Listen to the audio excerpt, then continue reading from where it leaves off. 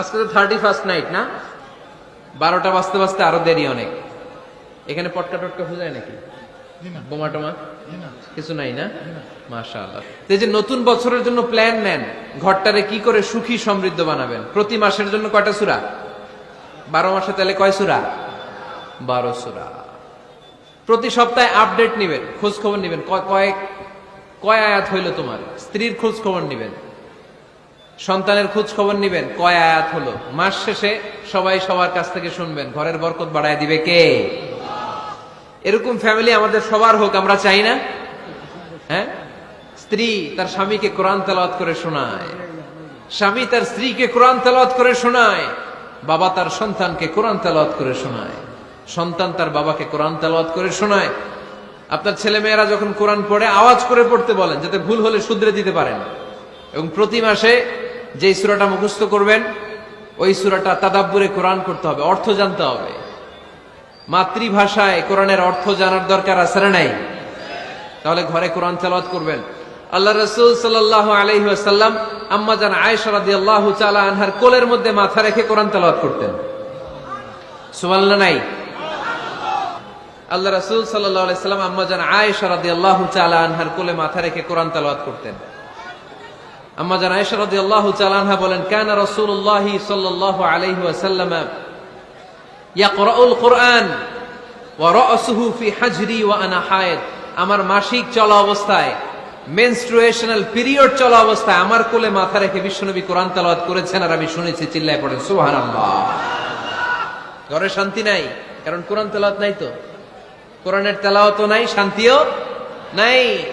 আল্লাহর হাবিব সাল্লাল্লাহু আলাইহি ওয়াসাল্লাম বলেছেন, সহিহ মুসলিমের হাদিস, লা তাজআলু বুয়ুতাকুম মাকাবিরা, তোমরা তোমাদের ঘরটারে গোরস্থান বানিয়ে রেখো না। ফা ইন্না শাইতানা ইয়ানফিরু মিনাল বাইতিল্লাযী তুকরাউ ফীহি সূরাতুল বাকারা, কারণ শয়তান ওই ঘর থেকে দৌড়ে পালায় যেই ঘরে সূরাতুল বাকারা তেলাওয়াত করা হয়। সুবহানাল্লাহ পড়েন। এজন্য ঘর উদ্বোধনের সময় কোন সূরা পড়তে হয়? সূরা বাকারা। চিল্লায় পড়েন কোন সূরা? আওয়াজ করে পড়েন কোন সূরা? নতুন ঘর করছেন, নতুন দোকান করছেন, নতুন ফ্ল্যাট কিনেছেন, কোন সূরা পড়বেন? সূরাতুল বাকারা। শয়তান ওই ঘরে থাকে না।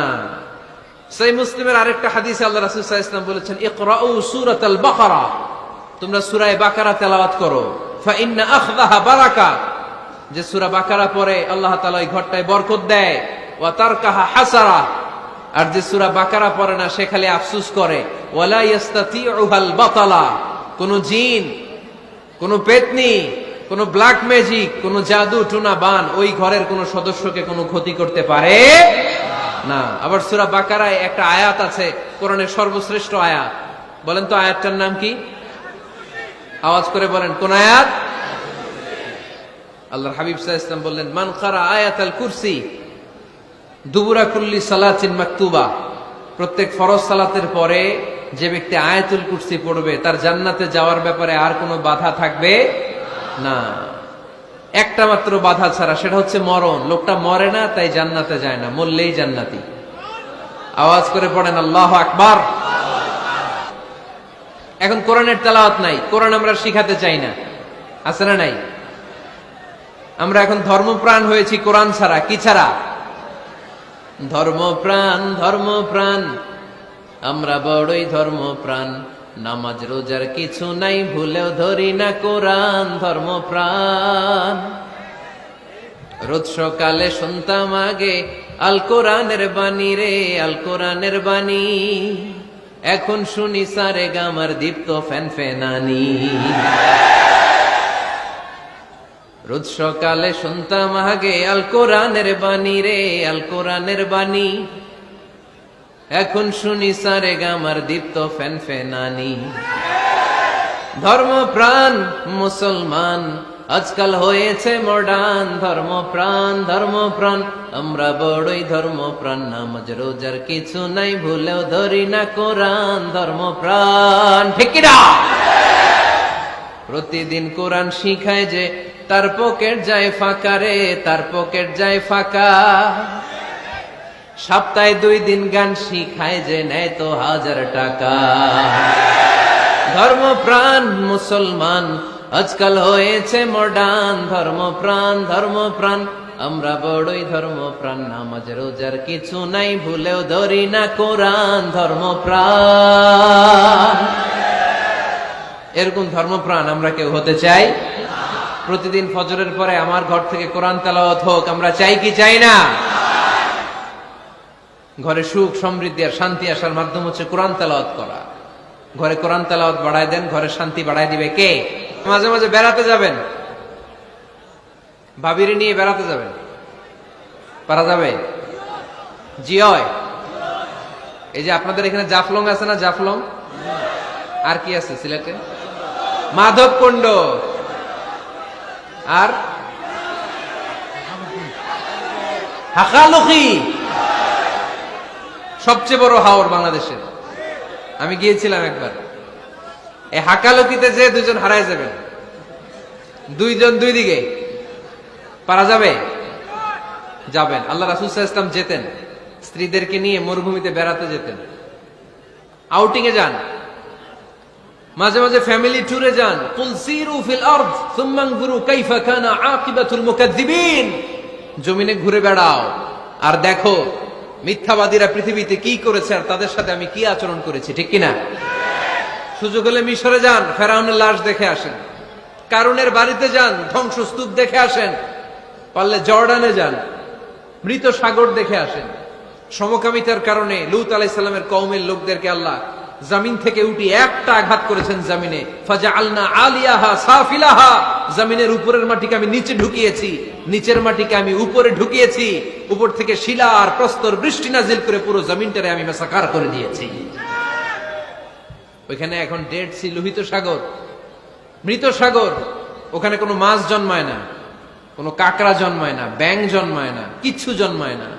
লবণের ডেনসিটি, ঘনত্ব এত বেশি, ওখানে কোনো মানুষ ডুবেও না। গজবের জায়গা। সুযোগ হলে দেখে আসেন। টাকা পয়সা ভালো থাকলে সময় হলে প্রায় ফ্যামিলি মেম্বারদেরকে নিয়ে উমরায় যান। কই যাবেন? উমরায় যান। নবদম্পতি যারা, বা রিসেন্টলি তোমরা যারা বিয়ে করতে যাচ্ছ, you are going to be a new couple, পারলে তোমাদের হানিমুনটা উমরায় সেরে ফেলো। পারা যাবে না? স্বামী স্ত্রী দুইজনে মিলে মক্কায় চলে যাও, আল্লাহর ইবাদত, আল্লাহর ঘরে সিজদা দিয়ে নতুন জীবনটাকে নতুন ভাবে শুরু করো। বরকত দিবে কে? আল্লাহ রাসূল সাল্লাল্লাহু আলাইহি ওয়াসাল্লাম বেড়াতে যেতেন, সফরে স্ত্রীদেরকে নিয়ে যেতেন। সহিহ বুখারীর বর্ণনা, কানা রাসূলুল্লাহ সাল্লাল্লাহু আলাইহি ওয়াসাল্লাম ইযা আরাদা সাফারান আকরা বাইনা আজওয়াজিহি। আল্লাহ রাসূল সফর করলে কোন স্ত্রীকে নিয়ে যাবেন তিনি স্ত্রীদের নাম লিখে লটারি করতেন। সুবহানাল্লাহ নাই?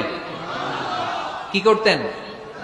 কোরআ, আরবিতে বলে কোরআ, বাংলায় বলে লটারি। এই লটারি জায়েজ, এই লটারি জায়েজ আছে।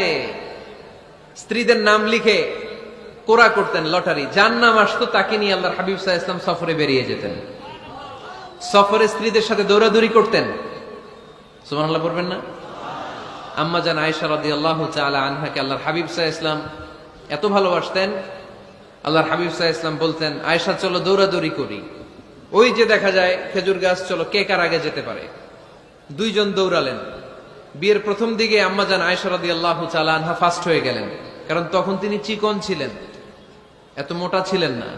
আবার অনেক বছর পরে আরেক সফরে যখন আম্মা জান আয়েশা সফরে লটারিতে নাম আসলো, ওই সফরে আবার আল্লাহর হাবিব সাল্লাল্লাহু আলাইহি ওয়াসাল্লাম বললেন, আয়েশা চলো আজকেও দৌড়াদৌড়ি করি। দুইজন দৌড় দিলেন। এবার আর আম্মা জান আয়েশা রাদিয়াল্লাহু তাআলা আনহা জিততে পারলেন না, যেহেতু মোটা হয়ে গেছেন। আল্লাহ রাসূল সাল্লাল্লাহু আলাইহি ওয়াসাল্লাম দৌড়ে গাছ ধরে ফার্স্ট হয়ে গেলেন। সুবহানাল্লাহ পড়েন। আম্মা জান আয়েশা এবার রাগ করে বসে আছেন। আল্লাহর হাবিব সাল্লাল্লাহু আলাইহি ওয়াসাল্লাম বললেন, হাযিহি সাবকাতু বিতিলক, ওই যে কয়েক বছর আগে আয়েশা একদিন রাতে তুমি আমারে হারাই দিছিলা, আজকে তোমারে হারাইয়া ওটার প্রতিশোধ তুলে নিলাম। সুবহানাল্লাহ পড়তে পারলেন না? কি ভালোবাসাবাসী ছিল, কি খুনসুটি ছিল, কি আদর সোহাগের সমৃদ্ধ সুখী শান্তির একটা সংসার ছিল বিশ্বনবী সাল্লাল্লাহু আলাইহি ওয়াসাল্লামের। তিনি স্ত্রীদের সাথে খোশ গল্প করতেন, বিনোদন করতেন, হাসি ঠাট্টা করতেন। তবে এই বিনোদন ছিল সুস্থ বিনোদন, এই রসিকতা ছিল সুস্থ রসিকতা, ঠিক কিনা? আমরা এটা করতে চাই না। অনেকের চেহারা, আমাদের চেহারার মধ্যে কোনো হাসি নাই, খালি রাগ আর রাগ, আছে না নাই? অনেকে দেখবেন 5 বছরও একবারও হাসে নাই। হাসবেন, মুচকি হাসবেন, মুচকি হাসি দেওয়া সুন্নাত। আর মুচকি হাসতে পয়সা লাগে না। পয়সা লাগে তো হাসেন না কেন? মুচকি হাসেন, হাসি দেওয়া সুন্নাহ। সুখ শান্তি আনার মাঝে মাঝে ফ্যামিলি মেম্বারদেরকে নিয়ে আমরা হাকালুকি হাওড়ে হারিয়ে যাব, আমরা মাধবকুণ্ড বেড়াতে যাব, আমরা জাফলং এ যাব, পারলে আমরা কক্সবাজার সমুদ্র সৈকতে যাব, যেমনটি আল্লাহর হাবিব সাল্লাল্লাহু আলাইহি ওয়াসাল্লাম স্ত্রীদেরকে নিয়ে বেড়াতে যেতেন। ইনশাআল্লাহ পড়েন, পারবেন তো? যাবেন তো সবাই?